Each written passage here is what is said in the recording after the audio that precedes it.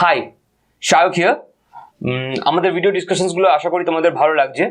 So আজকে আমরা discuss করব ন্যাশনাল ইনকাম, মানি, এইগুলোর উপরে UPSC civil services, West Bengal civil service বা ব্যাংকিং সেক্টর বা যে কোনো অন্য জেনারেল এক্সামসগুলোয়, কম্পিটিটিভ এক্সামসগুলোয় কীরকম কোয়েশ্চেন অ্যান্সার্স আসে, তো সেগুলোর উপরে একটা ডিসকাশন করি। সো আমাদের ফার্স্ট কোয়েশ্চেন দিয়ে শুরু করি। A firm sells new share worth ₹1,000 direct to individuals. This transaction will cause A. Gross national product to rise by ₹1,000. B. Gross domestic product to rise by ₹1,000. C. National income to rise by ₹1,000. No impact on gross national product. যে একটা farm নতুন share issue করলো, পার শেয়ারের দাম ₹1,000, এর এফেক্টটা কি পড়বে? Well, option ডিটা হবে অ্যান্সার, মানে গ্রস ন্যাশনাল প্রোডাক্টের উপরে কোনো এফেক্ট পড়বে না। কেন এই জন্যে এফেক্ট পড়বে না? কারণ দেখো, এখানে কিছু নতুন প্রডিউস হচ্ছে না। ন্যাশনাল প্রোডাক্ট কখন আমরা কিভাবে ক্যালকুলেট করি? Gross domestic product, GDP, GNP কি অ্যাকচুয়ালি এক বছরে একটা দেশে কত টোটাল প্রোডাকশন হয়েছে। একটা শেয়ার ইস্যু করলো মানে কি? একটা শেয়ার ইস্যু করলো মানে কোম্পানি একটা মানে প্রমিস করলো যে এই জিনিসটা বেচলে, আমার কোম্পানির এই ইকুইটিটা বেচলে তুমি এত টাকা পাবে। এটা জাস্ট একটা প্রমিস। এর জন্য কি কোনো নতুন প্রোডাকশন হয়েছে? না। শেয়ার কি কিছু তৈরি করা? না। সো যখন যেখানে প্রোডাকশন রিলেটেড নেই, যে জিনিসে প্রোডাকশন হয় না, সেই জিনিসের সঙ্গে ন্যাশনাল ইনকাম বাড়ানো কমানো কোনো রিলেশন নেই। একটা এক্সাম্পল দিচ্ছি, লটারি পেলো, একটা মানুষ টাকা তো পাচ্ছে, কিন্তু তাতে কি কোনো প্রোডাকশন ইনক্রিজ করছে? কোনো প্রোডাকশন ইনক্রিজ করছে না। সো লটারি পাওয়াতেও কোন ন্যাশনাল ইনকামের উপর কোনো এফেক্ট পড়ে না। যদি দেশের প্রতিটা লোক লটারি পায়, তাতেও ন্যাশনাল ইনকাম বাড়বে না, কোনো এফেক্টই পড়বে না, কমবেও না। কিন্তু যদি অনেকগুলো নতুন বাড়ি তৈরি হয়, তাহলে ন্যাশনাল ইনকামের উপর এফেক্ট পড়বে। কারণ কি এই বছর কটা নতুন বাড়ি তৈরি হয়েছে, মানে প্রোডাকশন ইনক্রিজ করেছে, বাড়ি তৈরি হয়েছে, তার মানে সিমেন্ট প্রডিউস হয়েছে, আয়রন প্রডিউস হয়েছে, বাড়িগুলোর ইটসেলফ প্রডিউস হয়েছে। যারা রিয়েল এস্টেট বিজনেস করে তারা কিছু ইনকাম করেছে। So that's it.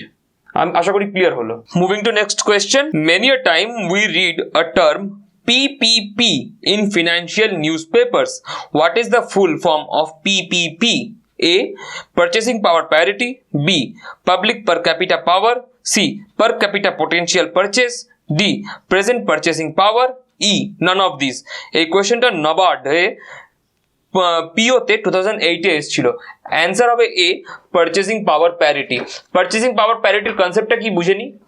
Purchasing power parity মানে একই অ্যামাউন্ট অফ টাকার জন্যে একটা লোক বিভিন্ন দেশে কতটা বেশি বা কতটা কম জিনিস কিনতে পারে। মানে ভেবে নাও, একটা এক্সাম্পল দিচ্ছি বার্গারের, বিগ ম্যাক এক্সাম্পল, মানে ম্যাকডোনাল্ডসের বার্গারের এক্সাম্পল। একটা লোকের কাছে ইউএসএতে $1 আছে, ধরে নাও $1 সে একটা বার্গার পায় ইউএসএতে। এবার সে ইন্ডিয়াতে এলো, সেই একই ডলার নিয়ে ইন্ডিয়াতে এসে 65 রুপিসে কনভার্ট করলো, একটা এক্সচেঞ্জ রেটে কনভার্ট করলো, 65 62 যাই হোক, কনভার্ট করে সে ম্যাকডোনাল্ডে এলো, দিয়ে বার্গার কিনলো। হয়তো এখানেও একটা বার্গার জায়গায় দুখানা বার্গার পেলো। তার মানে কি ওই একই ইউনিট টাকা দিয়ে ইন্ডিয়াতে বেশি জিনিস পাচ্ছে, মানে ইন্ডিয়ানসদের পারচেসিং পাওয়ার প্যারিটি ইউএসএর থেকে বেশি। হয়তো জাপানে গিয়ে ওই $1কে ইয়েনে কনভার্ট করলো, সামথিং এত ইয়েন পেলো, সে অত ইয়েন দিয়ে 3টে ম্যাকডোনাল্ডের বার্গার পেলো। তার মানে জাপানিজদের পারচেসিং পাওয়ার ইন্ডিয়ানদের থেকেও বেশি। সো পারচেসিং পাওয়ার প্যারিটি মানে হচ্ছে একই অ্যামাউন্ট অফ টাকা দিয়ে যদি আমি বিভিন্ন দেশে যাই, সেখানকার লোকাল কারেন্সিতে কনভার্ট করি, তাহলে আমি একটা প্রিডিফাইন্ড কমোডিটি কত বেশি বা কত কম কিনতে পারছি। তার মানে এই নয় যে ইন্ডিয়ানদের ফিনান্সিয়াল কন্ডিশন খুব ভালো। দেখো, হয়তো আমরা বার্গার দেখলাম, হয়তো বার্গারটা ইউএসএতে দাম বেশি, কেন কি ইউএসএ লোকেরা বার্গার খায় বেশি, বার্গার ওখানে লাগে বেশি। হয়তো ইন্ডিয়াতে বার্গারের দাম কম, এই জন্য কেন কি অলরেডি ম্যাকডোনাল্ডের বিজনেস মার খাচ্ছে, দাম কমিয়ে রেখেছে। সো পারচেসিং পাওয়ার প্যারিটির কনসেপ্টটা যত শুনতে বেশি ভালো লাগে, যে আমি অন্য কোনো কারেন্সিতে কনভার্ট করলে কত কম বা কত বেশি কিনতে পারছি একটা প্রিডিফাইন্ড কমোডিটি, তো অতটাও মানে ইউজফুল নয়। কেন কি বিভিন্ন দেশে বিভিন্ন কমোডিটির দাম কম বেশি হয়। হয়তো যদি সেটা আমি বার্গারের জায়গায় পেপসি কিনতাম, হয়তো ইন্ডিয়াতে 60 টাকায় 1 লিটার পেপসি হয়, হয়তো ইউএসএতে 60 টাকায় 2 লিটার পেপসি হয় বা $1 2 লিটার পেপসি হয়, তাহলে কি ইউএসএতে পাওয়ার পারচেসিং প্যারিটি বেশি?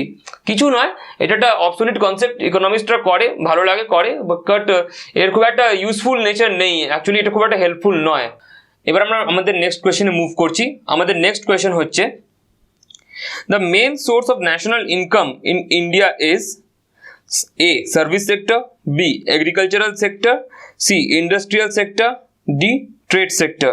এই কোয়েশ্চেনটা ওয়েস্ট বেঙ্গল পাবলিক সার্ভিস কমিশনের প্রিলিমিনারি 2008 এ এসেছিল, রাইট? সো অ্যান্সার হবে সার্ভিস সেক্টর বা টার্সিয়ারি সেক্টর। দেখবে যে কোনো ডেভেলপড নেশনে ম্যাক্সিমাম কন্ট্রিবিউশনই, শুধু ডেভেলপ নয়, ফাস্ট ডেভেলপিং নেশনগুলোতেও ম্যাক্সিমাম কন্ট্রিবিউশন সার্ভিস সেক্টর বা টার্সিয়ারি সেক্টর করে। বাকি দুটো সেক্টর কি? প্রাইমারি আর সেকেন্ডারি সেক্টর। প্রাইমারি সেক্টর মানে এগ্রিকালচারাল সেক্টর আর বা ফিশারিজ, আর সেকেন্ডারি সেক্টর মানে ইন্ডাস্ট্রিয়াল সেক্টর। এর ব্যাপারটা হচ্ছে কেন ম্যাক্সিমাম কন্ট্রিবিউশন সার্ভিস সেক্টরের বেশি কেন? আমরা তো শুনি ইন্ডাস্ট্রি বানাও, ইন্ডাস্ট্রি না বানালে উন্নতি হবে না। তো যদি ইন্ডাস্ট্রির মানে খুব ইম্পর্টেন্ট হয়, সব থেকে বেশি কন্ট্রিবিউশন তো ন্যাশনাল ইনকামে সেকেন্ডারি সেক্টর বা ইন্ডাস্ট্রিয়াল সেক্টরের হওয়ার কথা ছিল, কিন্তু তা নয় কেন? Let's understand this one.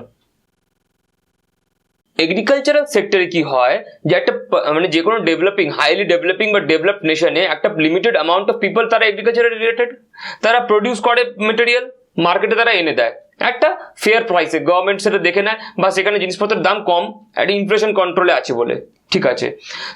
Secondary sector মানে ইন্ডাস্ট্রিয়াল সেক্টরে দেখো প্রোডাকশন প্রচুর হয়, কিন্তু সেখানে এত লোক লাগে না। লোক এই জন্য লাগে না কেন কি ম্যাক্সিমাম কাজ অটোমেটিকলি হয়ে যায়, কনভেয়ার বেল্টের ওপর দিয়ে মাল যাচ্ছে, রোবোটিক আর্মসগুলো গাড়িগুলোকে জুড়ে দিচ্ছে, লেজার লাইট দেখে নিচ্ছে কোনো ডিফেক্ট আছে কিনা বটলসগুলোর মধ্যে। সো অটোমেটিক্যালি অটোমেশনের মাধ্যমে ম্যাক্সিমাম কাজ হয়, সেই জন্য ইন্ডাস্ট্রিয়াল সেক্টরে ম্যাক্সিমাম লোক জুড়ে নেই, ম্যাক্সিমাম লোক জুড়ে আছে সার্ভিস সেক্টরে, মানে কি এডুকেশন। আজকে একটা ভালো ডেভেলপড নেশনে বা হাইলি ডেভেলপড নেশনে একটা ইন্ডাস্ট্রির লেবারও চাইবে যে আমার ছেলে পড়াশোনা করুক, মানে এডুকেশন পাক। টিচার সার্ভিস সেক্টর, সবাই হসপিটাল যায়, ডক্টর সার্ভিস সেক্টর। একটা ইন্ডাস্ট্রির মালিক ভাবলো যে না আমি আরো অটোমেটেড করব, আমার কম্পিউটার, আমার সবকটা হিসাব কিতাব আমি ক্লার্ককে দিয়ে কম্পিউট করাবো না, একটা ট্যালি সফটওয়্যার চাই, software service sector. So maximum contribution একটা ডেভেলপড নেশনের সার্ভিস সেক্টরের লোকেরা করে, যারা বিভিন্ন সার্ভিস প্রোভাইড করে সেই দেশের পপুলেশনকে। So let's move to next question. এই কোয়েশ্চেনটা এসএসসি ট্যাক্স অ্যাসিস্ট্যান্ট 2009 এ এসছে। The present Indian monetary system is based on A. Gold reserve system, B. Proportional reserve system, C. Convertible currency system, D. Minimum reserve system. Answer হচ্ছে D. Minimum reserve system. এই সিস্টেমগুলো কি? দেখো, gold reserve system মানে হচ্ছে যেটা অনেক আগে চলতো, 1844 নাগাদ এরকম টাইমে ব্যাংক অফ ইংল্যান্ড ইন্ট্রোডিউস করেছিল। গোল্ড রিজার্ভ সিস্টেম মানে হচ্ছে গোল্ড ব্যাক করবে, মানে আমি মার্কেটে তত টাকার নোটই ছাড়বো যত টাকার গোল্ড আমার কাছে আছে। এই সিস্টেমটা সিলভার দিয়েও ইউনাইটেড স্টেটস অফ আমেরিকা অনেক দিন চালিয়েছিল আফটার ওয়ার্ল্ড ওয়ার 2, কিন্তু এই সিস্টেমটা অনেক ফ্ল আছে। ফার্স্ট অফ অল হচ্ছে যে আমি ততটাই টাকা ছাপতে পারবো যতটা গোল্ড আমার কাছে আছে। তার মানে কি, যদি আমার কাছে গোল্ডের স্টক কমে যায় বা বেড়ে যায়, তার উপর আমার নোটটা পুরোপুরি ডিপেন্ডেন্ট। হয়তো আমার এখন অনেক বেশি টাকার দরকার, নোট ছাপার দরকার, কিন্তু গোল্ড নেই বলে আমরা সেই নোট ছাপতে পারছি না। একটা লাভও আছে, সেটা হচ্ছে যে আমার কাছে সলিড ব্যাকিং আছে, মানে হচ্ছে পুরো গোল্ড বা সিলভার আছে, একটা স্ট্রং ব্যাকিং আছে, মানে গভর্নমেন্টের উপর মানুষ বিলিভ করতে পারে। সেকেন্ড সিস্টেম হচ্ছে প্রপোর্শনাল রিজার্ভ সিস্টেম। এটাতে কি হয় না, গোল্ড একটা অ্যামাউন্টে রিজার্ভ রাখা হয় বা সিলভার একটা অ্যামাউন্টে রিজার্ভ রাখা হয়। মানে কি, যেরকম আমেরিকায় আফটার 1914 প্রপোর্শনাল রিজার্ভ সিস্টেম যখন এসেছিল, তখন ওরা 30%, মানে যত নোট মার্কেটে আছে তার 30% ভ্যালু, তার ভ্যালু 30% গোল্ড বা সিলভার তারা রাখতো, বাকিটা তারা বন্ডস আর তারপরে প্রমিসারি নোটস এই হিসাবে রাখতো, মানে সিকিউরিটিস হিসেবে রাখতো। মানে আমি ভেবে না 100 টাকা মার্কেটে ছাড়লাম, আমার কাছে 40 টাকার বা 30 টাকার গোল্ড আছে, একটা প্রপোর্শনে গোল্ড বা সিলভার আছে, বাকিটা আমার কাছে গোল্ড বা সিলভার নেই, কিন্তু আমার ইনভেস্টমেন্ট আছে, মানে আমার টোটাল ইনভেস্টমেন্টের ভ্যালুটা বাকি 70%-এর সমান। ইন্ডিয়াতে এটা চলতো, but after 1956 minimum reserve system এলো, যেখানে আরবিআই এর যে ডিপার্টমেন্টটা টাকা ছাপে মানে ইস্যু করে, ইস্যু ডিপার্টমেন্টের আন্ডারে 200 crore রুপিস আছে। 200 crores এর মধ্যে 115 কোটি ওরা গোল্ডে মানে গোল্ড জমা রেখেছে, 115 কোটি টাকার গোল্ড জমা রেখেছে, বাকিটা সিকিউরিটি বন্ড হিসেবে। তার মানে এইটা নয় যে আমাদের আরবিআই শুধু 200 কোটি টাকার ইকুইভ্যালেন্ট টাকাই ছাপতে পারবে, এর কোনো মানে নেই, যত ইচ্ছে ছাপতে পারবে। জাস্ট একটা মিনিমাম বেসিক মানে মিনিমাম রিজার্ভ রেখেছে 200 কোটি টাকার, তার মধ্যে 115 কোটি টাকার গোল্ড অ্যান্ড সিলভার বা গোল্ডই সিলভার রাখে না আরবিআই, আর বাকি টাকাটার সিকিউরিটি বন্ডস মানে বন্ড হচ্ছে গভর্নমেন্টের ইনভেস্ট। মানে দেখো আমার কাছে বাকি টাকাটার গোল্ড অ্যান্ড সিলভার তো নেই, কিন্তু আমি যে বাকি টাকাটা ইনভেস্ট করেছি সেটা equal to this amount. So আমাদের নেক্সট কোয়েশ্চেন হচ্ছে, which is not included in the private income arising in a country? A. Factor income from net domestic product. B. Net factor income from abroad. C. Current transfer from government. D. Current payments on foreign loans. এই কোয়েশ্চেনটা SSC graduate লেভেলে 2005 এ এসেছিল। So correct answer হবে option D. কেন? দেখো private income মানে কি?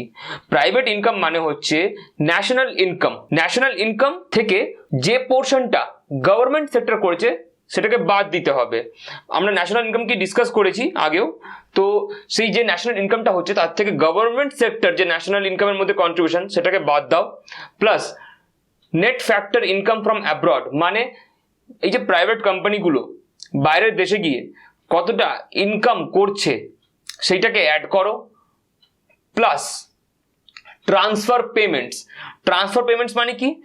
Transfer payments হচ্ছে যে টাকাটা গভর্নমেন্ট পাবলিককে দেয়। কিরকম? আমরা পাবলিক প্রভিডেন্ট ফান্ডের ব্যাপার জানি।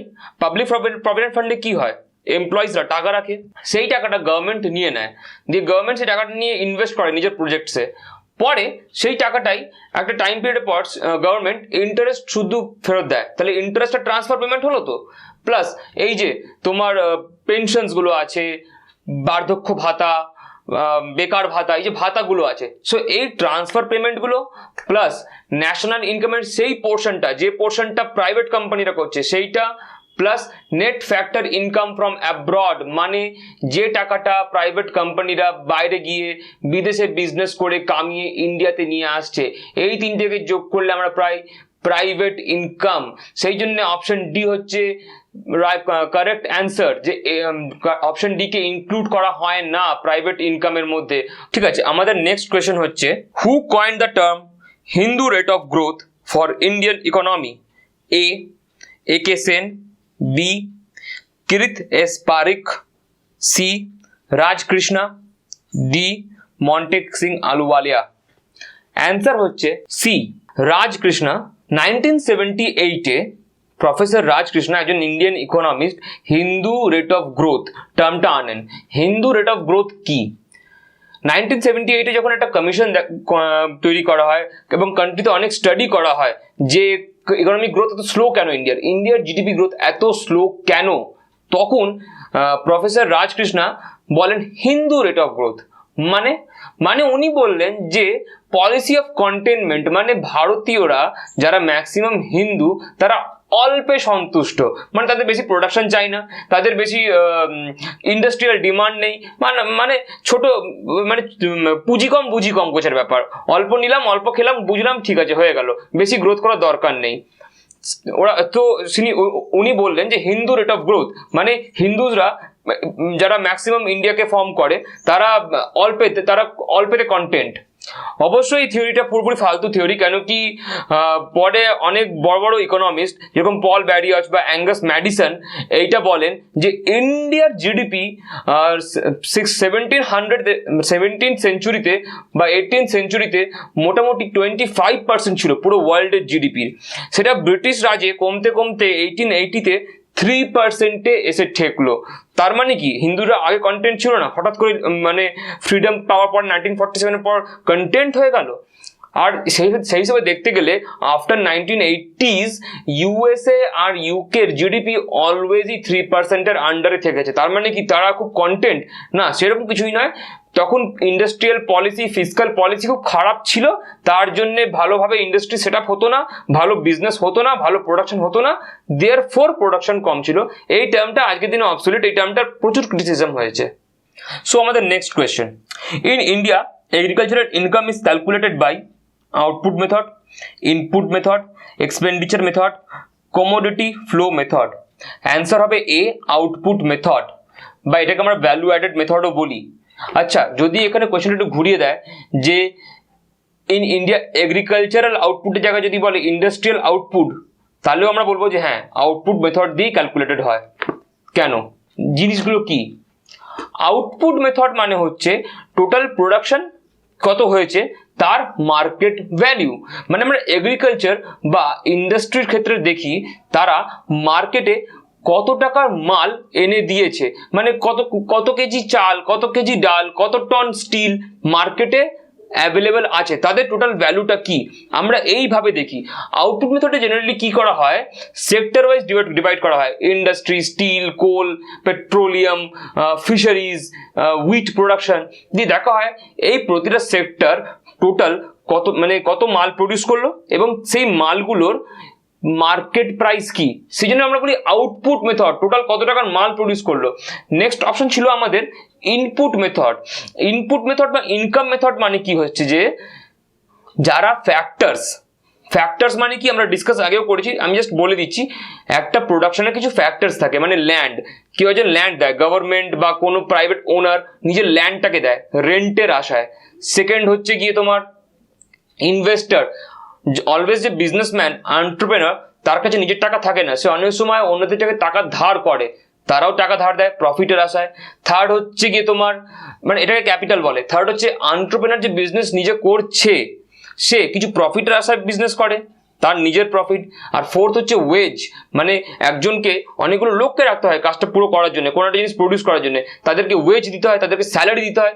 সেইগুলো যে ফ্যাক্টরগুলো একটা মালকে প্রডিউস করতে হেল্প করছে, তারা কতটা ইনকাম করছে, তারা লাস্টে দিনের শেষে কত ইনপুট পাচ্ছে। একটা জিনিসের দাম 100 টাকা, হয়তো যে প্রডিউস করছে সে 100 টাকা পাচ্ছে না, সে পাচ্ছে 50 টাকা, তার মানে তার ইনকাম 50 টাকা। সো যারা প্রোডাকশন করতে হেল্প করে তারা কতটা ইনপুট পাচ্ছে, কতটা টোটাল পাচ্ছে, সেটাকে যদি সাম করতে থাকি আমরা, সেটাকে বলি আমরা জিডিপি বাই ইনপুট মেথড। আর থার্ড হচ্ছে এক্সপেন্ডিচার মেথড, মানে কনজিউমাররা ক টাকা দিয়ে জিনিসটা কিনছে, যদি সেইগুলোকে জুড়তে থাকি প্রতিটা মাল যেটা কনজিউমাররা এত টাকা দিয়ে কিনছে, সেই টাকাগুলোকে যদি জুড়তে থাকি সেটা হচ্ছে এক্সপেন্ডিচার মেথড। মানে ভেবে নাও আজকের দিনে টোটাল কনজিউমাররা বিভিন্ন জিনিস কিনে পুরো দেশের কনজিউমাররা এক বছর বিভিন্ন জিনিস কিনে এত একটা এক্স অ্যামাউন্ট টাকা খরচা করছে, সেইটা প্লাস কিছু কিছু ক্ষেত্রে গভর্নমেন্ট স্পেন্ড করে, যেরকম রোড তৈরি করতে, ব্রিজ তৈরি করতে, গভর্নমেন্ট হসপিটাল তৈরি করতে, সেই গভর্নমেন্টের স্পেন্ডিংটা প্লাস কোম্পানিরা নিজেদের লাভেদের জন্য অনেক সময় ইনভেন্টরি করে, ইন হাউস সফটওয়্যার বিল্ড করে, সেইগুলো ইন হাউস ইনভেস্টমেন্টগুলো প্লাস আমরা কত টাকার মাল এক্সপোর্ট করলাম, তার থেকে কত টাকার মাল ইম্পোর্ট করলাম, সেইটার নেট ব্যালেন্সটা যখন এইগুলোকে যোগ করি আমরা পাই GDP by expenditure method. So আমরা কিছু কোয়েশ্চেন আনসার নিয়ে ডিসকাস করলাম যেগুলো বিভিন্ন এক্সামিনেশনসে আছে। তোমাদের এই কোয়েশ্চেন আনসার ডিসকাশনটা কেমন লাগলো? যদি তোমাদের ভালো লেগে থাকে তাহলে আমাদের জানাও, লাইক, কমেন্ট অ্যান্ড শেয়ার। তো আমাদের জানালে আমরা এরকম আরো সিরিজ তৈরি করব। আর আমাদের ফেসবুক পেজও লাইক করো and do subscribe us, so আমরা যাতে অন্য ভিডিওগুলো করছি সেগুলো তোমরা পাও। Bye bye.